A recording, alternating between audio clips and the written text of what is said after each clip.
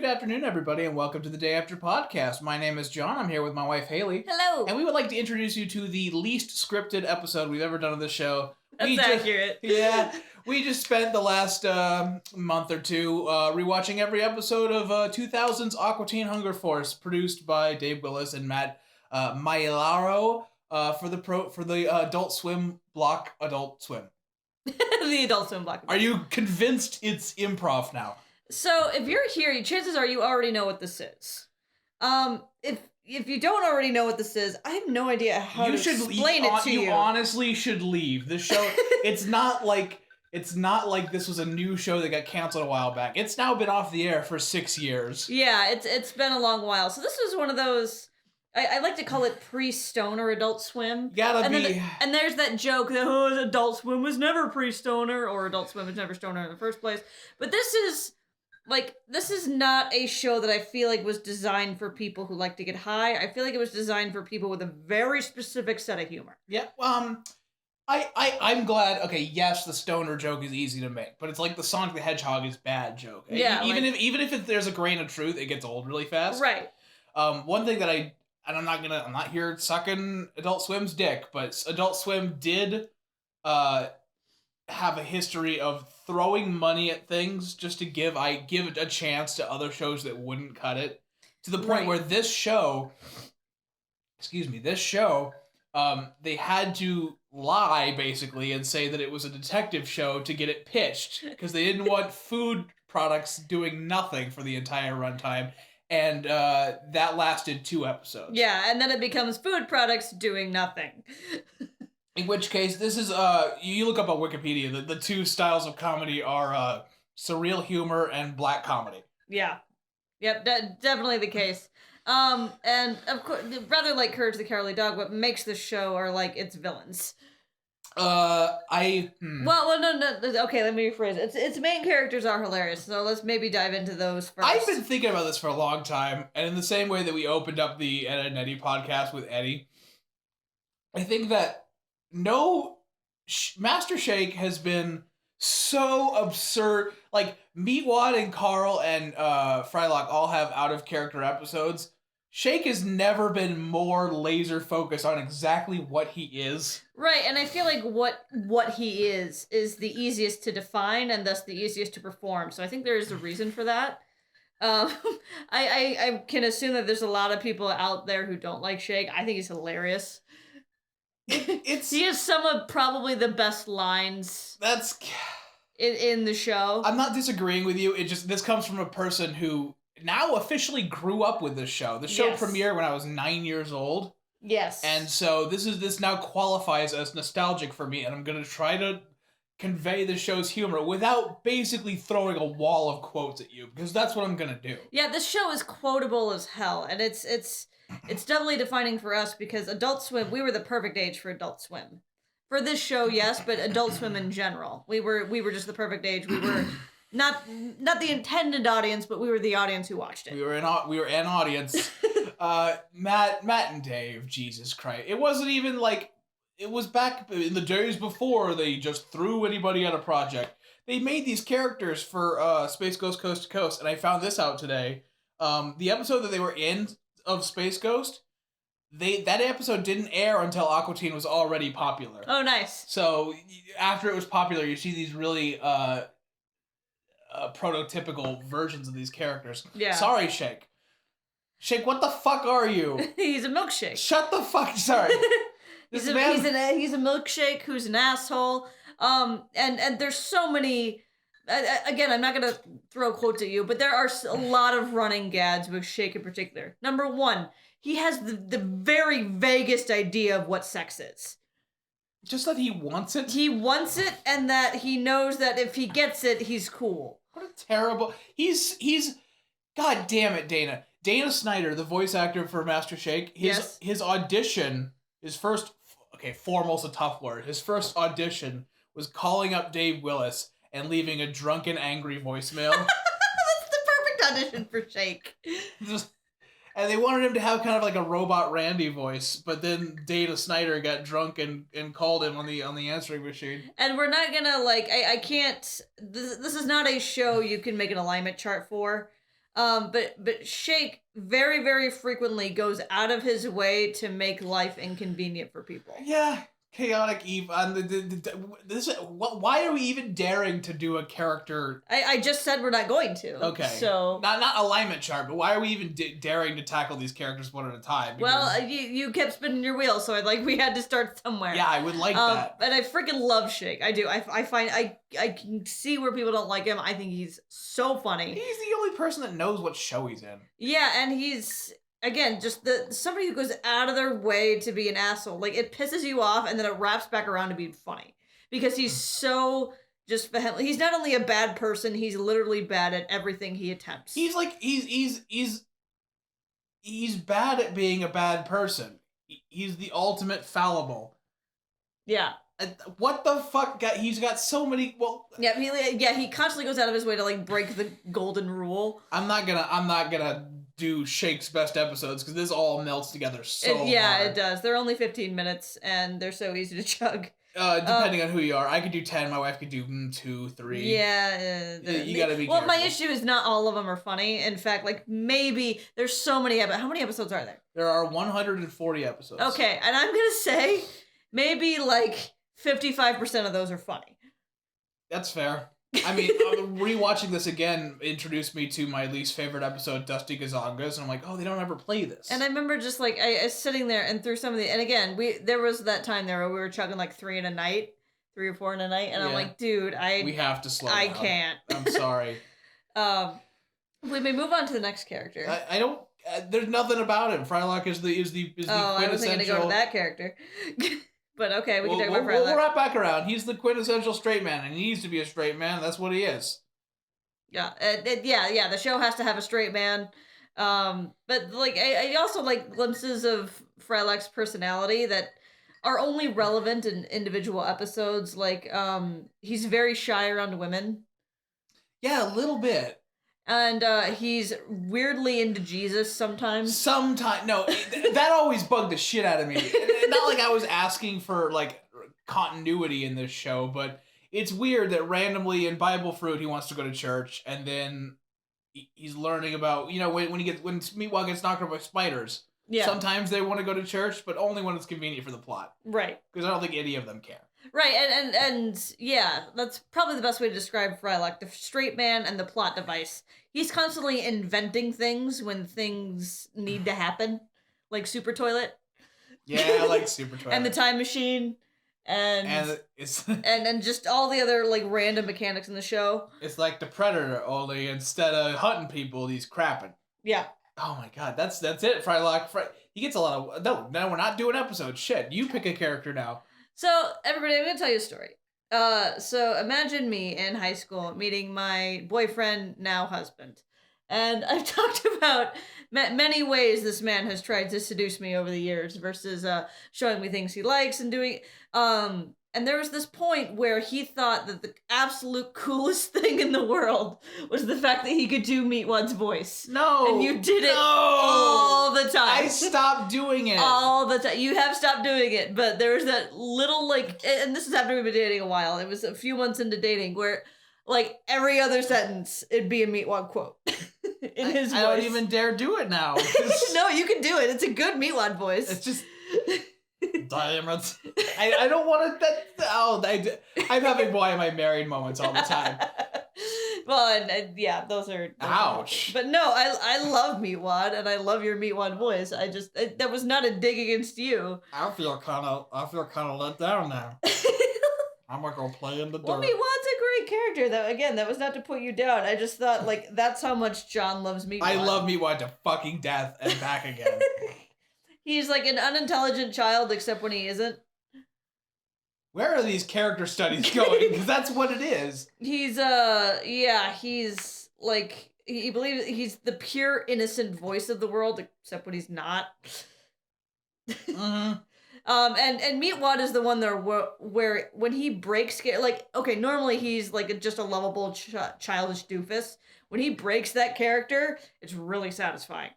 Can you give an example? The one where they're on like a spy mission, And Shake is the only one who doesn't know what's going on, but he tries to keep pretending like he knows what's going on. Last Dance for Napkin Lad? I don't fucking know the episode titles, dude. I didn't watch the show 870 times like you did. 880, thank you.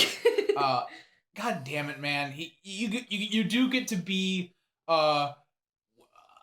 you do get to break character for a gag, and it's done frequently. Yeah. And I like it.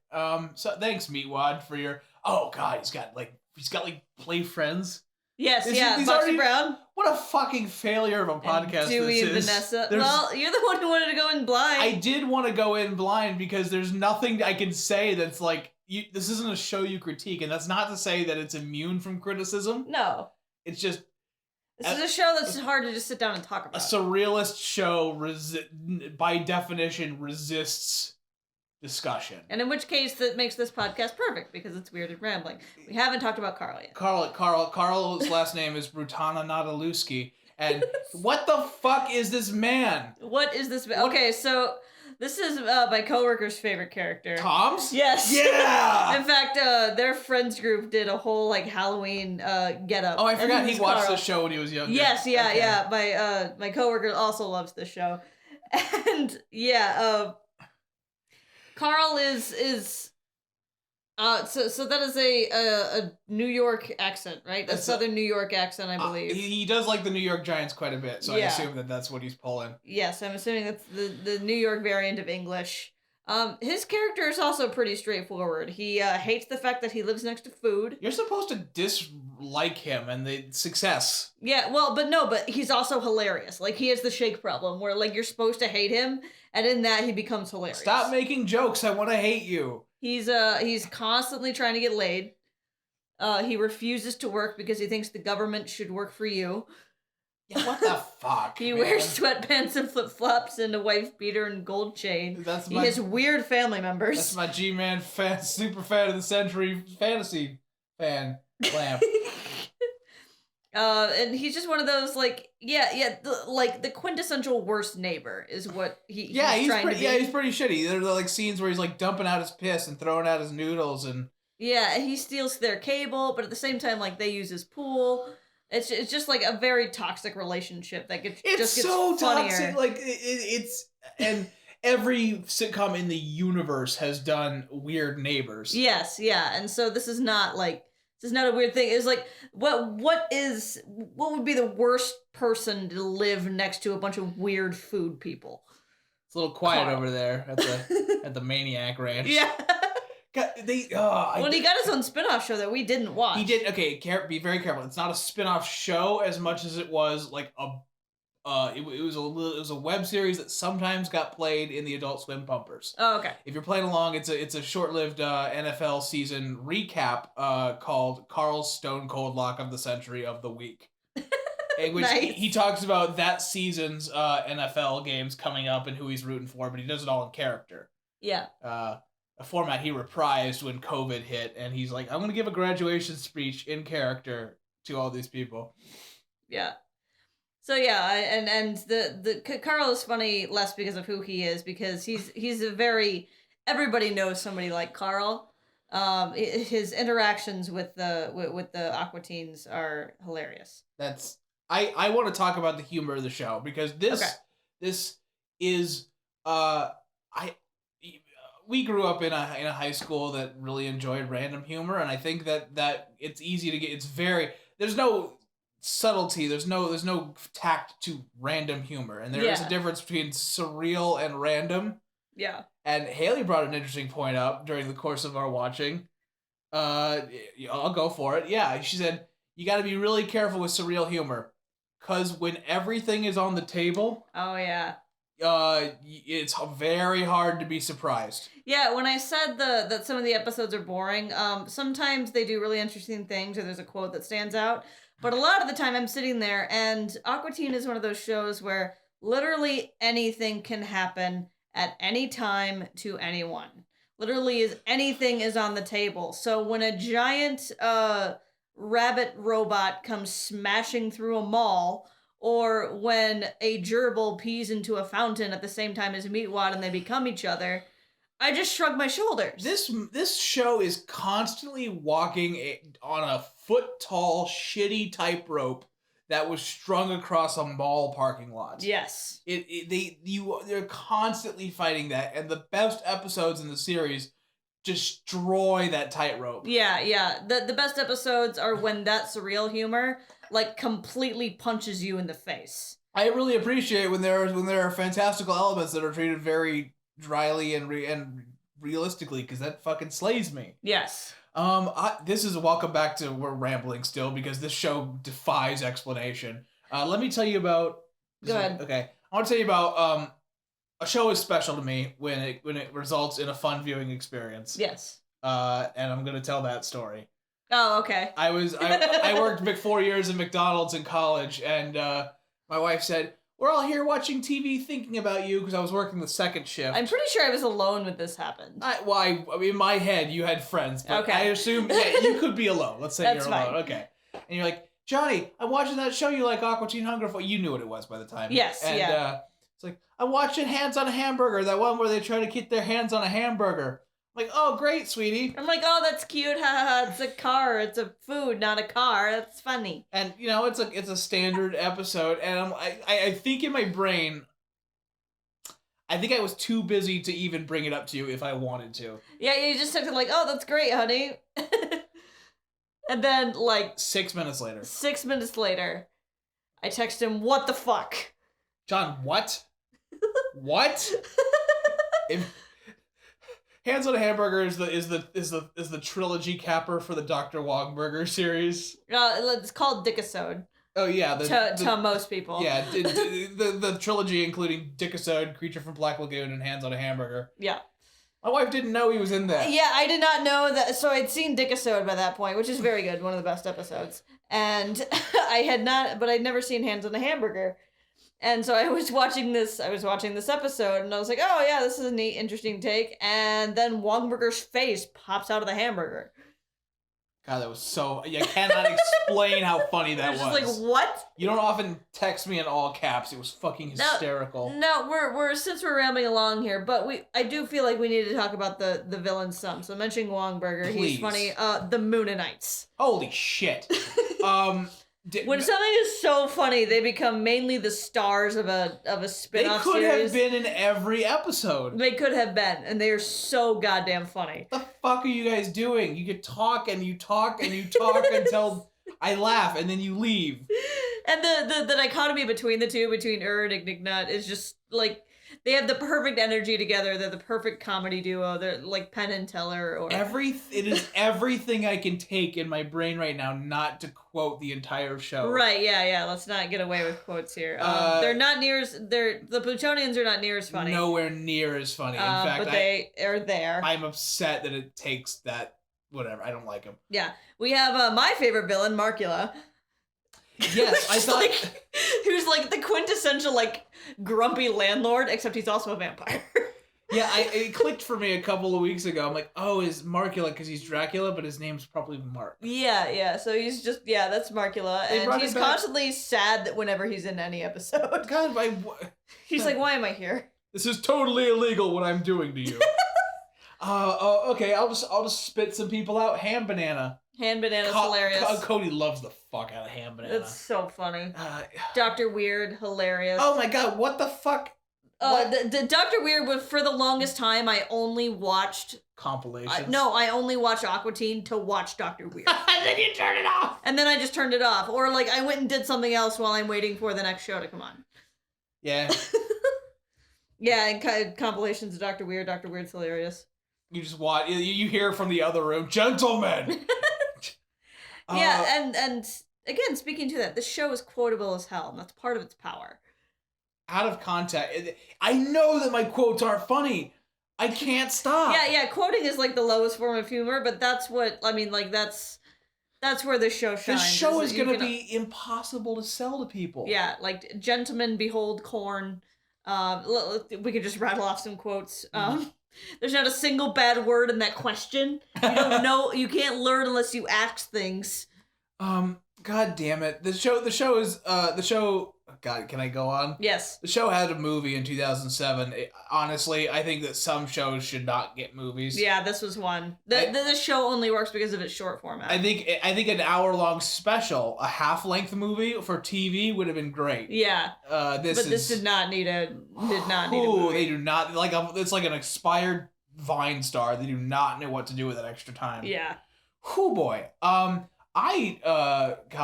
Cybernetic Ghost of Christmas Past from the Future. Yes. That grew old, but I still laugh. I still laugh at it. I don't have anything else about the show I want to say. What was the turkey? Turkey Tom, yes. Turkey Tom, yeah. He's a recalled toy. Fucking Jigglebilly. And I'm just naming people fruit. At this point. The Bible fruit. Yeah, Jesus. so again, if you're here, we assume that you know what the show is and are just hearing our thoughts on it. We like it. It's a great, dumb, turn your brain off, good time. Some are hilarious, some are boring. But whatever it is, you're only there for 15 minutes. I think that this is now longer than Aqua Teen episode. This is healthy for the podcast because I think it shows that there are some things that can't be turned into episodes. Right. But no, I love this episode. I love how much we're struggling. Yeah, and I mean, I told John, I was like, what are we gonna say? Again, I don't know, but let's do it. Yeah, it's fun. We grew up with it, so we have a lot of nostalgia with it. Picking up this fresh, I don't know how you would even do that. Because, Aqua Teen for me was one of those shows that I just watched because it was in front of something else I wanted to watch. Mm-hmm. So I'm like, it was usually in front of Robot Chicken. And I loved Robot Chicken. That's fair.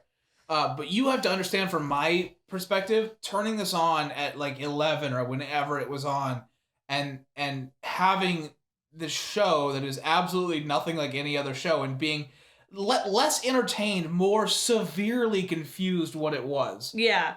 And the earliest memory I have is episode 3 about the bus of the undead, and them being in a fake touristy Elvis grave or Dracula grave. It's such a bafflingly weird show. Yeah, and it's one of those shows where you look at the plot summaries on Wikipedia and you're more confused than when you went in. Guys, I think that's been 22 minutes of our Day After Podcast entry on Aqua Teen Hunger Force. And it's for spin-off shows, Aqua Unit Patrol Squad 1, Aqua Something You Know Whatever, Aqua TV Show, and Aqua Teen Forever. Aqua Teen Hunger Force Forever, yes. Yes. God, the later series should not have been that good. Join us in 1 week for we don't know what. Yes. Because we do, that's what we do. Yeah, hopefully it'll be cool. It'll definitely have more of a format. Yeah. Most of these will be more structured, but Aqua Teen doesn't lend itself to that. Let's get the fuck out of here.